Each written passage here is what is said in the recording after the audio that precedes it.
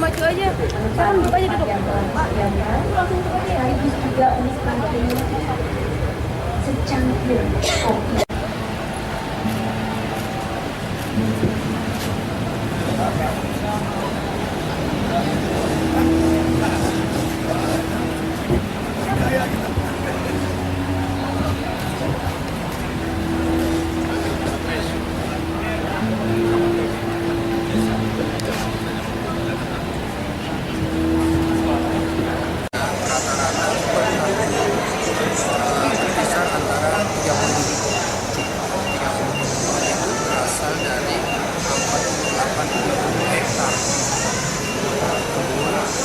Yang seluruhnya adalah milik masyarakat, tidak ada perhubungan sosial, semuanya dalam kebun masyarakat.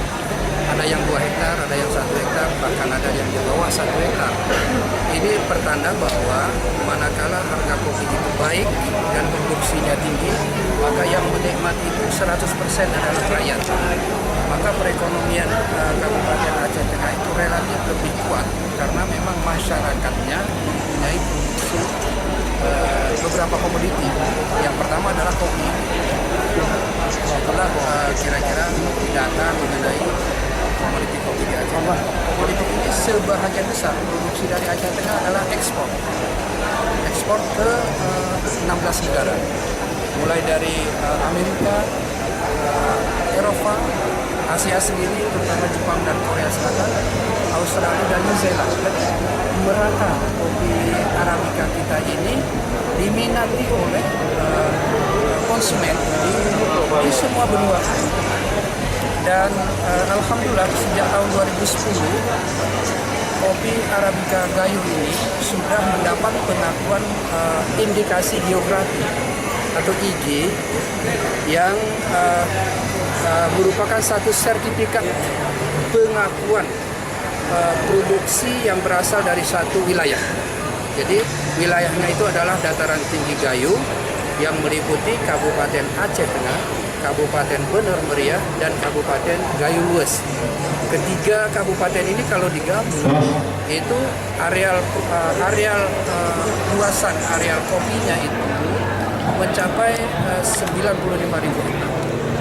Di Aceh Tengah sendiri yang terbesar adalah 48.000 hektar tadi. Saya kira itu di Aceh Tengah. Kalau di Aceh Tengah sendiri ada jenis lain seperti kopi Arabica mana gitu yang kira-kira yang didorong untuk bisa mendapatkan IG.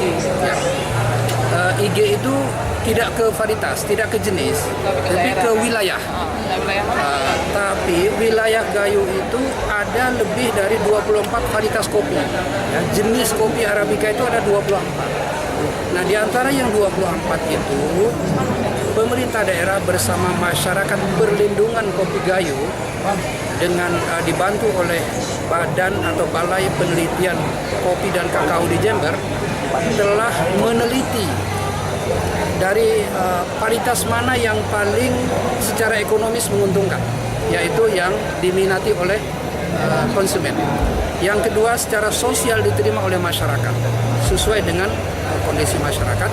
Yang ketiga, secara teknis bisa memungkinkan untuk dikembangkan.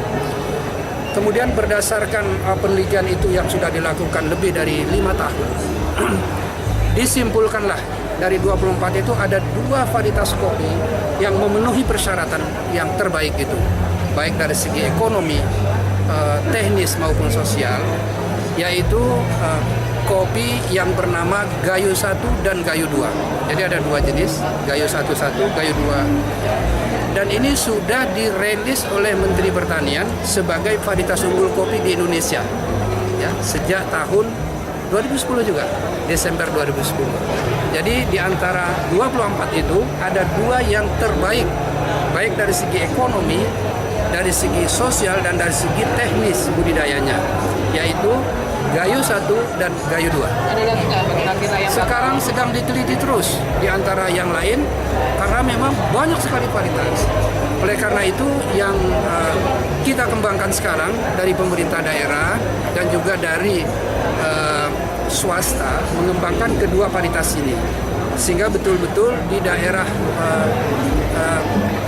konsumen atau di konsumen kopi di berbagai negara itu dia tetap mengacu kepada varietas yang kita produksi.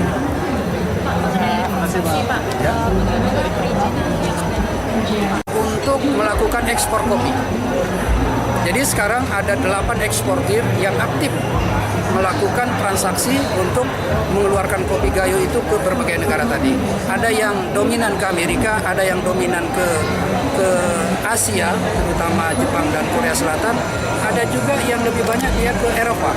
Jadi masing-masing eksportir itu ada utamanya begitu, ya. Karena rasa kopi itu berbeda selera orang, nggak bisa dibuat satu standar. Mungkin kita ada yang sedikit memerlukan keasaman, ada orang nggak suka asam. Nah, jadi ini diproduksi dari Aceh Tengah itu dalam bentuk biji sehingga